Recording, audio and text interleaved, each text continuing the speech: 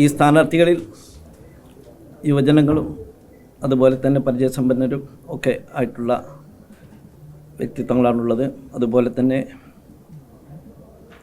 വിദ്യാർത്ഥികൾ, അതായത് വിദ്യാർത്ഥി MSF ഒക്കെ ഉൾക്കൊള്ളുന്ന ഒരു സ്ഥാനാർത്ഥി, യൂത്ത് ലീഗ്, മുസ്ലിം ലീഗ്, അതുപോലെ തന്നെ ദളിത് ലീഗിൻ്റെ മുൻ പ്രസിഡൻ്റായിരുന്ന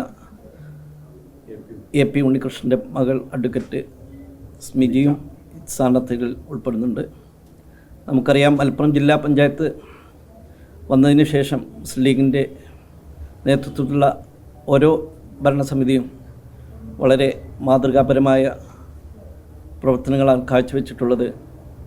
നമ്മുടെ രാജ്യത്ത് തന്നെ മാതൃകയായ ഒട്ടേറെ വികസന പദ്ധതികളും വിദ്യാഭ്യാസ മേഖലയിലുമൊക്കെ തന്നെ കേരളത്തിലെ ഏറ്റവും മികച്ച ജില്ലാ പഞ്ചായത്തായി എന്നും പ്രഖ്യാപിക്കപ്പെട്ടിട്ടുണ്ട്. ആ ഒരു തുടർച്ച ഈ പുതിയ തെരഞ്ഞെടുപ്പിൽ വിജയിച്ചു വരുന്ന ഭരണസമിതിക്കും ഉണ്ടാകും. അതിനൊക്കെ ഉള്ള പ്രഗത്ഭമതികളായ സ്ഥാനാർത്ഥികളെയാണ് ഇവിടെ പ്രഖ്യാപിക്കുന്നത്. സ്ഥാനാർത്ഥികളുടെ ലിസ്റ്റ് ഇവിടെ വായിക്കുകയാണ്. ചങ്ങരംകുളം ഡിവിഷനിൽ MSF സ്റ്റേറ്റ് ട്രഷറർ കൂടിയായ അഷർ പെരുമുക്കാണ് മത്സരിക്കുന്നത്.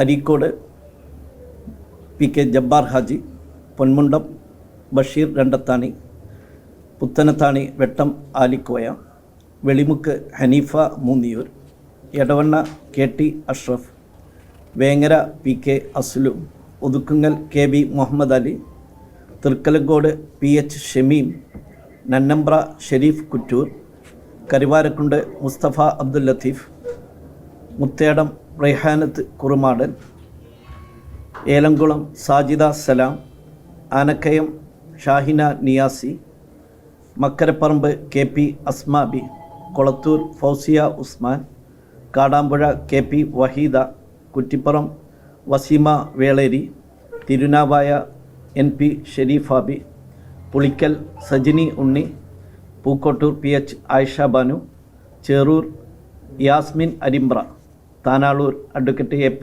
സ്മിജി എന്നിവരാണ് സ്ഥാനാർത്ഥികൾ.